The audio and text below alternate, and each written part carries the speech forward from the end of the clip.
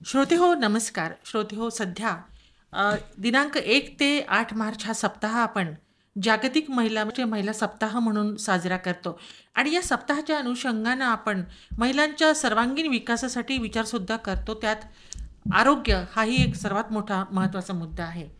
अखिल भारतीय स्त्रीरोग तज्ज्ञ संघटना यवतमाळ यांच्यामार्फत सुरक्षा कवच कॅम्पेन जे राबवण्यात येत आहे आणि त्या कॅम्पेनच्या अंतर्गत आजच्या मुलाखतीसाठी माझ्यासोबत स्टुडिओमध्ये आहेत doctor Sangeeta Tawde madam, doctor Harshlata Gaynar madam आणि डॉक्टर अमृता तुपकर मॅडम, ज्या सगळ्याच आपल्या यवतमाळच्या प्रसिद्ध स्त्रीरोग तज्ज्ञ आहेत. मॅडम, तुम्हा सर्वांचं स्वागत आहे या कार्यक्रमामध्ये. धन्यवाद. पहिल्यांदा हा प्रश्न आहे माझा तावडे मॅडम, तुम्हाला एक ज्येष्ठ स्त्रीरोग तज्ज्ञ म्हणून, की आपण अनेक गोष्टी आता पाहिलेल्या आहे भारतामध्ये. गर्भाशयाचा स्त्रीरोग किती गंभीर आहे हे लोकांना सांगणं गरजेचं आहे. काय वाटतं तुम्हाला? हां, खूप चांगला प्रश्न आहे मॅडम हा. कारण गर्भाशयाच्या मुखाचा कॅन्सर म्हणजे ते ज्याला आपण ग्रीवा म्हणतो किंवा सर्वायकल कॅन्सर इंग्लिशमध्ये, तर हा म्हणजे इतक्या झपाट्याने पसरतो आहे, म्हणजे जेणेकरून आपल्याला म्हणता येईल की 8 मिनिटाला एक महिला त्या कॅन्सरने ग्रस्त होते किंवा मृत्युमुखी पडते. आणि यामुळे जवळजवळ रोज 200 स्त्रियांची मृत्यू यामुळे होतात. म्हणजे ही आकडेवारी खरंच खूप मोठी बरोबर आहे. आहे. आणि हा कॅन्सर सगळ्यात कॉमन आहे दुसऱ्या नंबरवर आपल्या भारतामध्ये, कर्करोग. बरं. मॅडम, आता तुम्ही सांगितलं म्हणजे याचं गांभीर्य खरोखर खूप जास्त आहे आणि ग्रामीण भागामध्ये एकतर निरक्षरता असल्यामुळे पण आणि महिलांना शिक्षण नसल्यामुळे, मुलीसुद्धा अवेअर नसल्यामुळे अशा प्रकारच्या बाबत जागरूकता होणं हे एक फार स्तुत्य हा उपक्रम आहे असं मला वाटतं. हर्षलता मॅडम, आपण हे सांगा की महिला कोणत्या वयामध्ये, म्हणजे आता पाळी सुरू होण्यापूर्वी ही व्हॅक्सिन द्यावी लागते का? जी व्हॅक्सिन आहे त्या व्हॅक्सिनविषयी आम्हाला सांगा की व्हॅक्सिन नेमकी काय आहे? जसं की आता आपण चर्चा करत आहोत की गर्भाशयाच्या मुखाचा कर्करोग बरोबर. आणि अतिशय गंभीर प्रश्न आहे. आपण जसं आता तावडे मॅडमनी आताच तुम्हाला त्याबद्दल सांगितलं पण आहे. तर त्यामध्ये कसं आहे की तो कर्करोग आपण लसीच्या माध्यमाने टाळू शकतो आणि त्यासाठी 2 ते 3 प्रकारच्या लसी बाजारात उपलब्ध आहेत.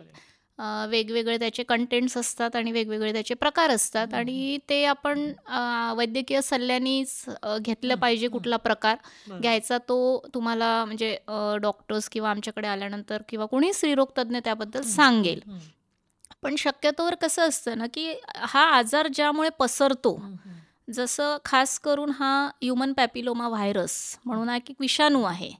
त्या विषाणूमुळे हा कर्करोग होण्याची शक्यता असते आणि त्या विषाणूसाठी ही लस आहे. जसं आपण बघतो लहानपणापासून की वेगवेगळ्या प्रकारच्या लसी आपण घेत आलो आहे. जसं BCGची लस आहे, पोलिओची लस आहे. अशा वेगवेगळ्या लसी आपण त्या आजारांपासून प्रतिबंधात्मक उपाय म्हणून देतो सर्वांना. तसंच ही एक विषाणूची HPVसाठी आलेली लस आहे बाजारात, जेणेकरून आपण हा कर्करोगापासून समाजाला वाचवू शकतो, त्याच्या घातक परिणामांपासून त्यांना बचाव करू शकतो. बरोबर आहे. आता गर्भाशयाचा कर्करोग होतो जेव्हा, तुपकर मॅडम, आपलं बॉडी जी आहे, आपले शरीर जे आहे ते सिग्नल देत असतं तुमच्या शरीरात काहीतरी बिघाड होऊन राहिलेलं आहे आणि खूप गांभीर्याने घेतलं जात नाही आणि मग नंतर त्याचं गंभीर स्वरूप समोर येतं. गर्भाशयाचा कर्करोग होत असेल किंवा तशी काही लक्षणं दिसत असेल तर कोणत्या गोष्टींवर फोकस करायला पाहिजे सगळ्यांनी? बरोबर आहे. गर्भाशयाच्या मुखाचा जो कॅन्सर असतो त्याचा प्रॉब्लेमच हा आहे की तो बहुतांश पेशंटमध्ये त्याची काही लक्षणंच जाणवत नाहीत. त्या महिलेला काही लक्षणं जाणवतच नाही आणि तो खूप जास्त पसरून जातो.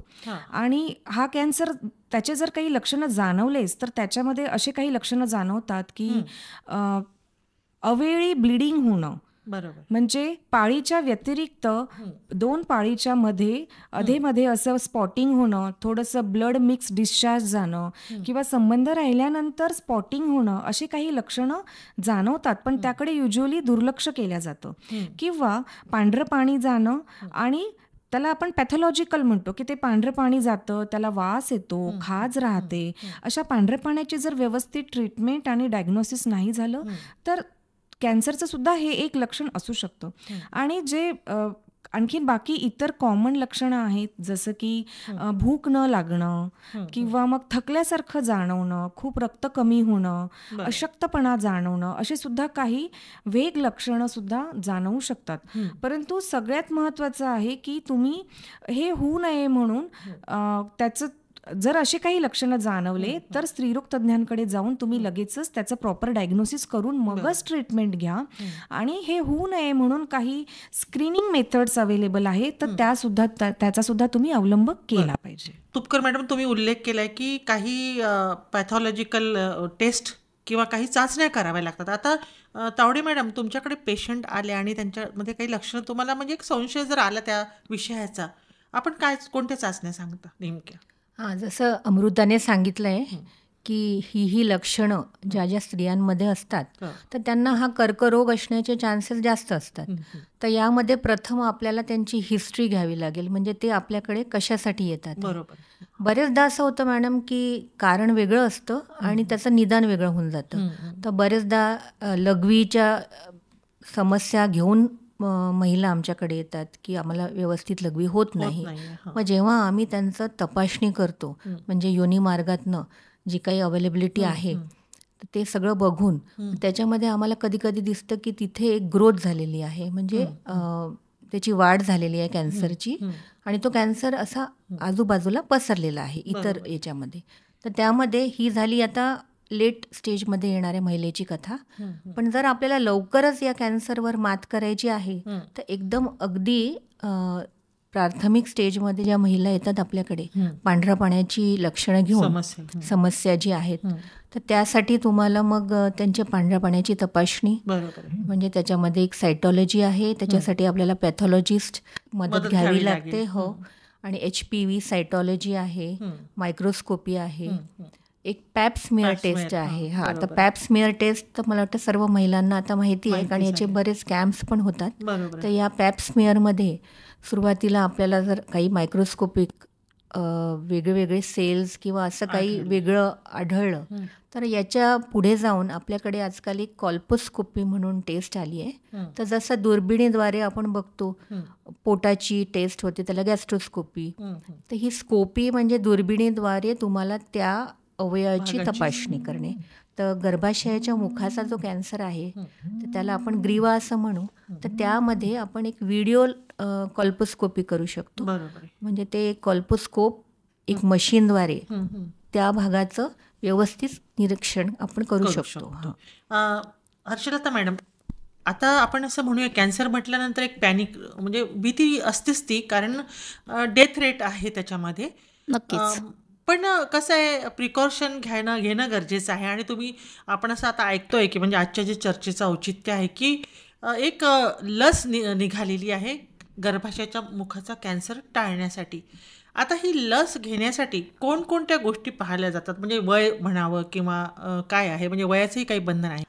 नक्कीच बंधन आहे आणि आपण या सर्व गोष्टी पाळल्या पाहिजे. आणि जे तुम्ही आता बोलले की कॅन्सरचं डिटेक्शन झालं की ते खूप घातक असतं आणि सर्वांना डिस्टर्ब करून जाणारं असतं. त्याचे उपचार झाले किंवा ऑपरेशन, रेडिओथेरपी, किमोथेरपी, म्हणजे नुसतं तो पेशंटलाच त्रास होत नाही सगळ्या उपचारातनं जाण्याचा, तर पूर्ण कुटुंब त्यातनं उद्ध्वस्त होतं. म्हणजे मानसिकदृष्ट्या तर उद्ध्वस्त होतच होतं, आर्थिकदृष्ट्या पण पूर्ण म्हणजे शेवटच्या टोकापर्यंत ते प्रयत्न करतात. कधी कोणी म्हणजे जे असेल ते प्रॉपर्टी, घरदार विकून पैसे लावतात, कारण शेवटी त्या जीवाची किंमत असते, आहे की नाही.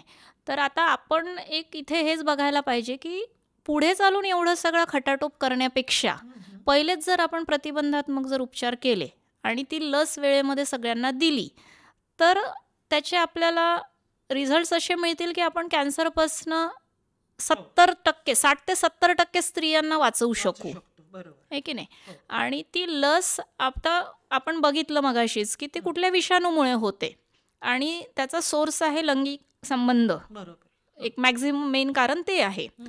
मग लैंगिक संबंध जेव्हा वयात आल्यानंतर मुलींच्या दरम्यान होतात, तर त्या वयोगटाच्या आधी तसे संबंध व्हायच्या आधी जर आपण मुलींना लस देऊन संरक्षित केलं, म्हणजे 9 ते 14 वर्ष वयोगट हा एकदम आयडियल पिरियड झाला लस देण्यासाठी, आहे की नाही. हो. 14 वर्षानंतर पण तुम्ही लस देऊ शकता आणि मुलांना आणि मुलींना दोघांनाही इक्वल प्रमाणात ती लस द्यायला पाहिजे. द्यायला नसतं म्हणजे पाहिजे. जरी तो कॅन्सर आपण गर्भाशयाच्या मुखाचा म्हणून चर्चा करतो आहे, पण त्या व्हायरस मात्र दोघांच्या सोबत असू शकतो. व्हायरस हा दोघांसोबतही होतो आणि दोघांमध्येही त्याचं म्हणजे गंभीर स्वरूप धारण करू शकतो. जसं अच्छा. म्हणजे आपण फक्त आता चर्चा करतोय गर्भाशयाच्या मुखाचा कॅन्सर, बरोबर. पण त्या व्हायरसमुळे गुदद्वाराचा कॅन्सर होतो, हो, म्हणजे संडासच्या जागेचा बरोबर. कॅन्सर, अन्ननलिकेचा कॅन्सर होतो, मुखाचा तोंडाचा ओरोफॅरिंजियल ज्याला म्हणतो आपण, त्याचा कॅन्सर होतो. आणि एक वॉर्ट म्हणून आजार आहे, जेनायटल वॉर्ट, ते सुद्धा त्या व्हायरसमुळे होतं आणि ते स्त्रियांमध्ये आणि पुरुषांमध्ये सारखंच प्रमाण आहे होण्याचं. अच्छा. हां. त्याच्यामुळे आपल्याला लस देणं हे बरोबर. खूप अतिशय आवश्यक आहे आणि हे खूप चांगलं पाऊल उचललंय आपल्याला, संशोधनामध्ये ते सापडलंय. तर आपण मॅक्झिमम मुलं आणि मुली हे जर कमी वयापासूनच कव्हर केले अच्छा. हां. तर धोका आपल्याला कमी रिझल्ट करू चांगले शकतो. मिळतील भविष्यात. बरं. आपल्याला कॅन्सरचा हा जो आकडा आपण आता थोड्या वेळापूर्वी बघितला, बरोबर. हां. तो आकडा कमी झालेला दिसेल आपल्याला काही वर्षांनी, जेव्हा आपण 10 वर्षांनी बघू किंवा 15 वर्षांनी बघू. म्हणजे जे आता लहानपणी आपण ऐकलं असेल कांजण्या व्हायच्या, आता कांजण्या एकाला व्हायच्या. कोणालाही हां. बघायला मिळत नाही नाहीये. मिळत. का बरं? तर उच्चाटन झालंय. कारण ते लसीमुळेच आपण उच्चाटन बरोबर. केलंय. पोलिओच्या लसीचं पण इतकं शासनाने काम केलेलं आहे हो. त्याच्यावर, की आज तुम्हाला पोलिओचा रुग्ण 2011 पासून इंडियामध्ये नाही आहे. हो, हो. म्हणजे ते आपलं लस म्हणजे फार महत्त्वपूर्ण महत्त्वपूर्ण आहे, नाही आहे. का? आपण कोविडच्या काळात लसीचं महत्त्व जाणूनच घेतलेलं आहे, नाही का मॅडम? अगदी. अमृता मॅडम, एक फार गुंतागुंतीचा पण फार वेळा विचारला जाणारा प्रश्न मी तुम्हाला विचारते, की ज्या लोकांना म्हणजे अनेक सेक्शुअल पार्टनर्स आहेत, अशामध्ये ही रिस्क जास्त असते का? हो. तर आपण सर्व्हायकल कॅन्सरसाठी हाय रिस्क फॅक्टर्स जे बघतो, की जर अशा परिस्थिती असतील तर त्या महिलांना सर्व्हायकल कॅन्सर व्हायची शक्यता जास्त असते. तर त्याच्यामध्ये मल्टिपल सेक्शुअल पार्टनर्स हे अशा ज्या परिस्थिती आहेत त्यांना हा कॅन्सर व्हायची खूप जास्त शक्यता असते. कारण HPV हा जो व्हायरस आहे तो ज्या सेल्सवर आक्रमण करतो सर्व्हिक्सवर, तिथे जर वेगवेगळ्या प्रकारचे जर HPV व्हायरस इन्फेक्ट होत गेले मल्टिपल सेक्समुळे, तर मल्टिपल सेक्स पार्टनर्समुळे, तर कॅन्सर व्हायची शक्यता जास्त राहते. कारण हा सर्व्हायकल कॅन्सरचं आपण जेव्हा बघतो की हा कॅन्सर का होतो, तर सर्व्हिक्सला पहिले याचं इन्फेक्शन होतं आणि हे इन्फेक्शन काही वर्षानंतर त्या सेल्सला कॅन्सरमध्ये रूपांतरित करतं. त्याच्यामुळे तुम्हाला जर मल्टिपल टाइम्स सारखं जर इन्फेक्शन होत राहील तर शरीराद्वारे ते इन्फेक्शन प्रतिबंधक होत नाही, ते थांबवल्या जात नाही आणि त्याचं कॅन्सरमध्ये रूपांतर होतं. त्याच्यासोबतच आणखीन जसं मल्टिपल सेक्शुअल पार्टनर्स हा एक त्याचा हाय रिस्क फॅक्टर आहे, तसेच आणखीन बाकी हाय रिस्क फॅक्टर्स जसे आहेत की जसं जुन्या आपल्या भारतामध्ये व्हायचं की खूप जास्त डिलिव्हरीज व्हायच्या आणि खूप लवकर व्हायच्या, अशा केसेसमध्ये सुद्धा असं होतं. आता आजकालच्या मॉडर्न एरामध्ये जर ॲडिक्शन असतील, स्मोकिंग आहे, ड्रिंकिंग आहे, ही जर व्यसनाधीनता असेल तर त्याच्यामुळे सुद्धा ह्याचे सर्व्हायकल कॅन्सर व्हायची शक्यता खूप जास्त राहते.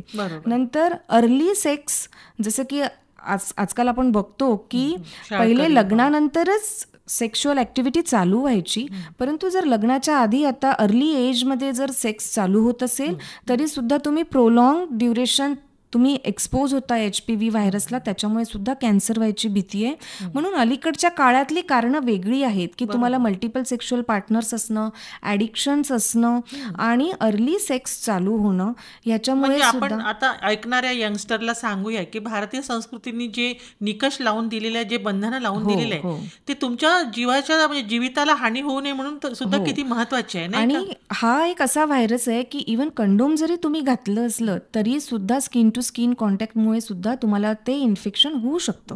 म्हणजे असं नाही आहे की जर तुम्ही कंडोम घालून सेक्स केला तर तुम्हाला हे इन्फेक्शन होणार नाही, असं नाही. बरं. संगीता मॅडमनी सांगितलंय की खबरदारी घेणं किती गरजेचं आहे, की आपण किती तुम्ही नैतिकता बाळगता आणि कशा पद्धतीनं तुम्ही समाजात वावरता. आता मला हे सांगा की एखाद्या महिलेला कॅन्सर झाला, सर्व्हिक्सचा कॅन्सर झाला, तर मग तुम्ही जसं हर्षलता मॅडमनी म्हटलं की आर्थिकदृष्ट्या सुद्धा त्यांचं नुकसान आहे, मानसिकदृष्ट्या सुद्धा कुटुंब खचून जातं आणि आईचं कुटुंबात नसतं हे एक फार म्हणजे एक वाईट परिस्थिती निर्माण त्या कुटुंबामध्ये होते. याबाबत थोडंसं अवेअरनेस करा ना. हो, नक्कीच मॅडम. कारण आपण म्हणतो prevention is better than cure. बरोबर. म्हणजे आधी तुम्ही जर त्याचा इलाज केला, त्याचा निकष लावला, तर मग पुढे तुम्हाला ती स्टेज 3 किंवा पुढच्या स्टेजवर तुम्ही त्या बरोबर. कॅन्सरचं रूपांतर होणार नाही. हो. तर आधी सर्वप्रथम आपण काउन्सिलिंग म्हणतो त्याला, समुपदेशन, मार्गदर्शन किंवा ज्या घरांमध्ये अशी हिस्ट्री आहे की ज्यांच्यामध्ये कॅन्सर झालेला आहे कोणाला, तर त्या घरातल्या मुलींनी किंवा सुनांनी तर हे स्वतःहून येऊन एक बरोबर. पाऊल टाकायला पाहिजे की आणि नाही होतं आम्हाला कसं की अगदी म्हणजे खाजगीतली गोष्ट म्हणून त्याच्यावर चर्चाही केली जात नाही हो, बरोबर किंवा आहे. लवकर प्रिकॉशन घेतल्या जात नाही. सांगायला संकोच वाटतो महिलांना. तर हे पण चुकीचं नाही का नाही, मॅडम? बरोबर आहे. कारण जसं आपण यंगस्टर्समध्ये बघतो एक पियर प्रेशर असतं किंवा मित्रांचं, तर तसं या महिलांवरही काय असतं की जबाबदारी असते. हो. आर्थिक, सामाजिक, वैयक्तिक जे काही त्यांचे प्रॉब्लेम असतात, म्हणून त्या स्वतःहून येत नाहीत तपासणीला. पण प्रत्येकाने असं एक म्हणजे स्वतःच्या हेल्थकडे किंवा तब्येतीकडे असं बघावं की नाही, हो. या विशिष्ट वयानंतर मी हे ही करणं तपासणी गरजेचं आहे. गरजेची आहे, मी करून घेईन. आणि बरोबर. आजकाल सगळीकडे टीव्ही, सोशल मीडिया त्याद्वारे आपण सांगू शकतो हो. की पॅप्समियर टेस्ट आता घराघरात पोचलेली आहे. हं, हं. तर याच्या पुढे पण जर तुम्ही जसं अमृता मॅडम म्हणाल्या की हाय रिस्कमध्ये येत असाल, तर तुम्ही स्वतःहून जाऊन त्या डॉक्टरला विचारा. कारण याची लक्षणं आहे ती काही लगेच दिसत नाही. त्याला साधारण 10-12 वर्षानंतर ती स्त्री येईल बरोबर. ज्याच्यामध्ये ते पूर्णतः पसरलेलं असेल. तर आता काय आपल्याला तशा स्त्रिया या स्टेजमध्ये यायला नको आहे. म्हणूनच हे लसीकरण आहे. तर बरोबर. पहिले तुम्ही घ्या अवेअरनेस. शाळांमधून जाऊन ते पॉम्पलेट वाटा. प्रत्येक स्त्रीरोग तज्ज्ञाकडे यवतमाळमध्ये ही लस आणि उपलब्ध याच्याबद्दल माहिती सगळी उपलब्ध आहे. हर्षलता मॅडम, विषय असा आहे की आपण पाहतो पूर्वी एकत्र कुटुंब राहायचं, निरीक्षण सुद्धा बारीक राहायचं. घरामध्ये आजी, काकू, आई सगळ्या राहायच्या. मग मुलींना पाळी जर आली तर तिथे ते सॅनिटेशन कसं करावं, घडी कशी घ्यावी इत्यादी गोष्टी सुद्धा सांगण्यात यायच्या. आता मात्र विभक्त कुटुंब झालेले आहे. तर तुम्ही पॅरेंट्सला काय सांगाल, विशेषतः आईला काय सांगाल की त्या मुलीला तुमच्या क्लिनिकपर्यंत घेऊन येणं आणि तिच्यासाठी लस उपलब्ध करून देणं किती महत्त्वाचं आहे? सर्व आयांना माझं एक सजेशन राहील की जसं जुन्या काळामध्ये तुम्ही म्हटलं की जॉईंट कुटुंब राहायचे, घरात स्त्रिया भरपूर राहायच्या. परत जुनी संस्कृती अशी होती की मुली शक्यतोवर शिकायलाही बाहेर नव्हत्या जात पडत नव्हत्या. हं. आणि 4 दिवस त्या एका कोपऱ्यात राहतील घरामध्ये, त्यांना वेगळं ठेवलं जायचं. म्हणजे त्याचा अर्थ असा होता की त्याला आता आपण असं जोडतोय की ते विटाळ म्हणून किंवा हात न लावणे या दृष्टीने त्याला जोडल्या जाते. पण तुम्ही शास्त्रीयदृष्ट्या जर बघितलं तर त्या वेगळं राहण्यामुळे एक तर त्यांना ते 4 आराम दिवस मिळायचा. आरामही मिळायचा आणि एक्सपोजर न झाल्यामुळे साहजिकच तर कुठल्याच Infection इन्फेक्शनला म्हणजे सामोरं म्हणजे एक्सपोजर बळी ज्याला पडणार म्हणतो नाही. प्रोन नाही राहायच्या. बरोबर. तर आपोआपच त्यांचं संरक्षण होत होतं. आणि आजकालच्या जे विभक्त कुटुंब पद्धती किंवा न्यूक्लिअर पॅटर्न म्हणतोय आपण कुटुंब पद्धतींचा, तर स्त्रिया आजकाल पण एज्युकेटेड आहेत. सगळ्या म्हणजे जॉब करतंय, आया ज्या आहेत. ग्रॅज्युएट्स आहेत, तर त्यासुद्धा तेवढ्या त्यांना नॉलेज आहे. बरोबर आहे. फक्त एवढंच आहे की आजकाल मला हा एक डिफरन्स जाणवतोय की त्या मुलींसोबत तेवढं खुलून टॉक बोलत करत नाही. नाही, बरोबर. ओपन डिस्कशन किंवा करत working नाही women's असल्यामुळे तेवढा वेळ देऊ किंवा शकत तेवढा नाही. वेळ मिळत नाही त्यांना कामात व्यस्त असल्यामुळे. बरोबर तर आहे. नॉलेज आहे त्यांच्याकडे, आयांकडे आजकाल शिकलेल्या असल्यामुळे. आणि वैद्यकीय म्हणजे जसं आमच्या स्त्रीरोग तज्ज्ञांकडे येऊन त्यांना पाहिजे तो सल्ला त्या घेऊ घेऊ शकतात शकतात. मुलींसाठी सुद्धा. बरोबर. फक्त त्यांनी मुलींसोबत ओपन आणि खुलं डिस्कशन करणं, त्याच्यावर संवाद साधणं महत्त्वाचं वाटतं मला. लसीकरणाची जबाबदारी तर आईवडिलांची आहेच. त्यांनी आणलं आणि देतो म्हटलं तर कुठलीच मुलगी किंवा मुलगा नाही म्हणणार नाही वयाच्या 10व्या वर्षी किंवा 9व्या वर्षी. तर ती पालकांनी जबाबदारी घ्यावी आणि मुलांसोबत एक मित्र मैत्रीण म्हणून संवाद साधावा. अगदी अगदी. नक्कीच आपल्याला रिझल्ट चांगले मिळतील. बरोबर आहे. अमृता मॅडम, या लसीच्या म्हणजे आता जे टाइम टेबल आहे, जसं बाळाच्या लसीत आपण देतो आणि सगळे पालक आता अवेअर झालेले, पण ही जी लस आहे ही किती वेळा द्यावं लागते, मात्रा कशी द्यावं लागते त्याची? तर ही लस कशी द्यायची, कधी द्यायची आणि किती वेळा द्यायची हे आता आपण बघूया.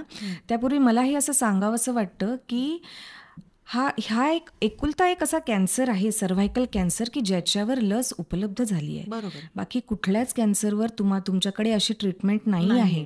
त्याच्यामुळे या संधीचा जरूर सगळ्यांनी फायदा घ्यावा. तर ही लस जी आहे, HPV लस आपण त्याला म्हणतो, ही लस वयाच्या 9व्या वर्षापासून आपल्याला देता येते, तर 45 वर्षापर्यंत ती आपल्याला देता येते. प्रिफरेबली म्हणजे बहुतेक करून आपण ती 9 ते 14 वर्षापर्यंत दिली पाहिजे, म्हणजे त्याचा आपल्याला जवळपास 90% फायदा होऊ शकेल, आपल्याला प्रोटेक्शन मिळेल. आणि 14 वर्षानंतर 45 वर्षापर्यंत आपल्याला ती देता येईल. आपलं लग्न झाल्यानंतरही ती आपल्याला घेता येईल. जर समजा सेक्शुअल ॲक्टिव्हिटी चालू झाली आहे त्याच्यानंतर सुद्धा तुम्हाला ती लस घेता येईल, परंतु त्याची इफिकसी कमी होते, ती 60 to 70% होते. परंतु घेणं आवश्यक आहे. आणि सेक्स चालू व्हायच्या आधी जर आपण ती घेतली तर त्याची इफिकसी जास्त आहे. 9 ते 14 वर्षापर्यंत तुम्हाला 2च लस घ्यायच्या आहे. आज जर समजा तुम्ही जर ती लस घेतली तर दुसरी लस 6 महिन्यांनी घ्यायची आहे. आणि 14 वर्षानंतर तुम्हाला 3 डोस घ्यायचे आहे. जर आज तुम्ही घेतली तर दुसरा डोस 2 महिन्यांनी घ्यायचा आहे आणि तिसरा डोस हा 6 महिन्यांनी घ्यायचा आहे. ही लस घेतल्यानंतर तुम्हाला कुठलाही साईड इफेक्ट होणार नाही. आणि जसं की दुखणं, ताप येणं, कारण कोविडची लस घेतल्यानंतर आता सगळ्यांना आणखी कुठली लस घ्यायची म्हटलं की भीती वाटते, की अरे ताप येईल का, हात सुजेल का, हात दुखेल का, मला ड्युटीवर जाता येईल का. तर असे कुठलेच साईड इफेक्ट्स त्याचे नाही आहे. बऱ्याचशा महिलांना आम्ही लसीकरण केलेलं आहे आतापर्यंत, परंतु एकही साईड इफेक्ट्स आम्हाला दिसला नाही. जर कुठले साईड इफेक्ट्स झालेच किंवा जे पुस्तकात दिलेले आहे ते म्हणजे की तुम्हाला थोडंसं लालसर असं होऊ शकतं जिथे आपण इंजेक्शन दिलं आहे तिथे, किंवा थोडंसं दुखू शकतं. याच्या व्यतिरिक्त आजपर्यंत कुठलेच साईड इफेक्ट्स हे दिसलेले नाही आहे. आणि लस घेतल्यानंतर त्याचा शेड्यूल कंप्लीट करणं आवश्यक आहे. आणि ही लस घेतली म्हणजे तुम्ही हाय रिस्क बिहेवियर करू शकता असं नाही आहे. कारण ही लस घेतल्यानंतर जर तुम्हाला कारण HPV व्हायरस असंख्य प्रमाणामध्ये आहे, त्यापैकी 6, 11, 16, 18 जे त्याचे टाईप आहे, त्याच्यामुळे कॅन्सर व्हायची भीतीही जास्त असते. तर तुम्हाला या 4 टाईपच्या अगेन्स्ट ही लस आहे, परंतु आणखीन बाकी जे काही आहेत त्याच्यामुळे तुम्हाला कॅन्सर व्हायची भीती राहते. त्याच्यामुळे लस घेतली म्हणजे तुम्ही हाय रिस्क बिहेवियर करू शकता असं नाही आहे. परंतु लस घेतल्यामुळे तुम्हाला जे होणारा कॅन्सर आहे त्याची सिव्हिअरिटी ही कमी राहू शकते आणि त्याच्यामुळे होणारी जी मॉर्टॅलिटी आहे, म्हणजे मृत्युमुखी पडण्याचा जो दर आहे तो कमी होतो. त्यामुळे लस ही उपयुक्त आहेच. बरोबर आहे. आता अमृता मॅडमनी संगीता मॅडम सांगितलं की लस शेड्यूल कसं असतं, लसीचं कसं घ्यायला पाहिजे. सगळ्यात महत्त्वाची गोष्ट तर त्यांनी ही सांगितलेली आहे, काही अकॅडमिक सुरू असेल मुलांचं तर त्याच्यात काही फार असे गंभीर असे साईड इफेक्ट नसतात त्याच्यामुळे ते रुटीनमध्ये आपली कामं करू शकतात. खर्चाचा जो प्रश्न आहे, म्हणजे बऱ्याचशा लसी ह्या बाहेरून आयात केल्या जातात, काही भारतीय बनावटीच्या असतात. गरीब कुटुंब हे अफोर्ड करू शकतं का, म्हणजे लस अशी दिल्या जाऊ शकते का? नाही मॅडम, खरंच आहे. कारण आपण कोणतेही लसीकरण किंवा कोणतीही टेस्ट सांगितली पेशंटला तर पहिला प्रश्न असा असतो की खर्च किती आहे. पण आताच आपल्याकडे एक बजेट सादर झालं, त्यामध्ये असं ठरवण्यात आलं की 9 ते 15 वर्ष वयोगटाच्या मुलींकरता ही लस ते कमी दरामध्ये उपलब्ध करणार आहे. आणि ती एक आनंदाची गोष्ट आहे, कारण त्याच्यामुळे काय आहे की अवेअरनेस जो आपण म्हणतो तो वाढेल आणि आईवडिलांना पण कळेल की या लसीमुळे आपल्या मुलीला पुढे जे प्रॉब्लेम्स येणार आहेत ते येणार नाहीत आणि मग ते स्वतःहून मुलीला घेऊन लसीकरणासाठी येतील. तर जसं आपलं शेड्यूल असतं पोलिओ, BCG आणि इतर ज्या लसी आपण देतो, मिझल्स, MMR, तर तसंच हे पण त्यामध्ये इन्क्लूड होईल, HPV वॅक्सिनेशन. आणि संगीता मॅडम, एक प्रश्न हाही विचारेल मी की चर्चा, जसं म्हटलं हर्षलता मॅडमने की चर्चा होणं गरजेचं आहे, नाही का? म्हणजे जसं तुम्ही आता महिलांच्या किटी पार्टीज असतात, काही अजून त्यांच्या BC पार्टीज असतात, तर अनेक अवांतर विषयावर चर्चा केली जाते, पण आरोग्य हा विषय मात्र फार कमी वेळा हाताळला जातो. याबाबत काय म्हणाल आपण? नाही, साहजिकच, कारण जोपर्यंत यावर चर्चा होणार नाही किंवा या रोगाचं गांभीर्य लोकांना लक्षात येणार नाही स्पेशली स्त्रियांना. तर त्याशिवाय त्या पुढे येऊन स्वतःचं किंवा मुलींचं लसीकरण करणार नाही. तर त्याकरता आपल्याला मुलींच्या शाळांमध्ये जाऊन त्यांना हे लेक्चर्स देणं, त्या स्लाइड्स दाखवणं जरुरी आहे. शिवाय म्हणजे आपल्या OPDमध्ये आपण हे पोस्टर्स लावणे जिथे आपण पेशंट तपासतो की म्हणजे 8 मिनिटाला एका स्त्रीचा मृत्यू होतो, म्हणजे त्याचं गांभीर्य त्यांना लक्षात येईल. आणि शिवाय हे जसं अमृता मॅडमने सांगितलं HPV वॅक्सिनेशनचं शेड्यूल ते सुद्धा अगदी म्हणजे अवेअरनेस हा जरुरी आहे, नाही का? बिलकुल. हर्षलता मॅडम, जाता जाता मी तुम्हाला एक शेवटचा प्रश्न सामाजिक दृष्टिकोनातून विचारेल की आपण बघितलं एकूण चर्चेमध्ये की ज्या मुली लैंगिक संबंध फार आधी सुरू करतात आणि ज्यांचे लैंगिक संबंधासाठी अनेक जोडीदार आहेत, अशा लोकांच्यासाठी हा एक फार धोक्याचा घंटा आहे असं म्हणायला हरकत नाही. तर नैतिकता किती आवश्यक आहे असं वाटतं तुम्हाला? कारण आता गेल्या काही वर्षामध्ये आपण जसं HIV म्हटलं किंवा अनेक व्हायरसेस यातून आपल्याला आव्हान निर्माण झाले होते जगासमोर. तर नैतिकता किंवा आपल्या जोडीदाराशी नैतिक असणं हे किती गरजेचं वाटतं? गरजेचं आता हा चर्चा थोडासा विवादात्मक पण होऊ शकतो, कारण प्रत्येकाचा दृष्टिकोन या बाबतीत वेगळा राहील. म्हणजे कसं आहे की आपण आता भारतीय संस्कृतीत मोठे झालेले आहोत सगळेजण, आणि आपली संस्कृतीने जे पायंडे घालून दिलेले आहेत की लैंगिक संबंध आणि लग्न हे दोन्ही जुळवून आहेत आपल्या संस्कृतीनुसार. पण कुठेतरी पाश्चात्य संस्कृतीने आपल्या भारतीय संस्कृतीमध्ये थोडंफार का होईना अतिक्रमण केलेलं आहे, आणि त्या दृष्टीने मुलं मुली पण थोडे वाहवत चाललेले आहेत. त्यांना त्याचं कदाचित क्राईम्स पण मॅडम होतात, एक्झॅक्टली जसे मर्डर्स होणे किंवा कुठे किडनॅपिंग होणे, मुलींवर हल्ले होतात, मुलांना पण काहीतरी दृष्टीने ब्लॅकमेल किंवा त्यांच्यासोबत पण काहीतरी जसे तुम्ही हनी ट्रॅप वगैरे प्रकार आपण बघतोय आता, हे पण मुलांसोबत होऊन लॉ अँड ऑर्डर सगळं ढासळण्याची शक्यता आहे. आणि हे तर आजाराशी आपण वैद्यकीय क्षेत्रातले असल्यामुळे आम्ही आजारावरच जास्त रित्या म्हणजे बोलण्याचं आपण आज म्हणजे इथे चर्चा करतोय. पण नैतिकतेचा विषय आहे तर मला असं वाटतं की कुठल्याही गोष्टीचे जर साईड इफेक्ट आहे आणि ते टाळलेले कधीही चांगले. बाकी ज्याचा त्याचा विचार करण्यासाठी सर्वजण सक्षम आहेत, पण किशोरवयीन मुलांना मी हेच मार्गदर्शन करेल की पहिल्यांदा त्यांनी आपल्या अभ्यासावर फोकस करावा, करिअरवर फोकस करावा. आणि ह्या ज्या गोष्टी असतात त्या सर्व भावनिक आहेत, आणि भावनांना आळा पण घालता आला पाहिजे, त्याच्यावर कंट्रोल पण करता आलं पाहिजे. आणि त्या गोष्टींसाठी त्याचं गांभीर्य, म्हणजे थोडक्यात काय येत ना बघण्यासारखं की त्यांना त्याचं गांभीर्यच नाहीये ना, की भावना परिणाम काय होऊ शकतात हे माहीतच नाहीये. ऍक्टिव्हिटी एक भावनेच्या आहारी जाऊन, आणि साहजिक आहे शारीरिक भिन्नलिंगी आकर्षण हे असणारच, आणि तो तर वयाच्या वाढीचा म्हणजे पिरियड असतो 10 ते 19 हा वर्ष, म्हणजे असं त्यांचं ट्रान्झिशन फेज असतो आपण म्हणतो लहान मुलांचं, तर एक प्रौढ व्यक्तीमध्ये रूपांतर होण्याचं.